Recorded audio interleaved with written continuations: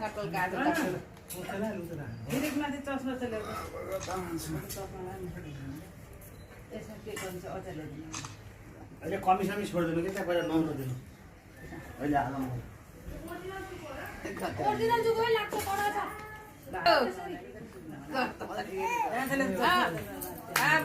ल ल ल सुरु गर्ने त चस्मा ल्याउने अब गोडा हाल्नु पहिला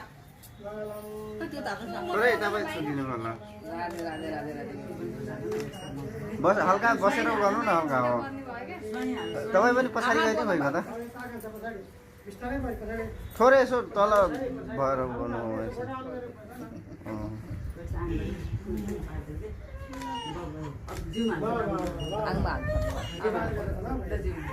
सूर्य माथि झारो न हो सूर्य खस्यो जाडो भयो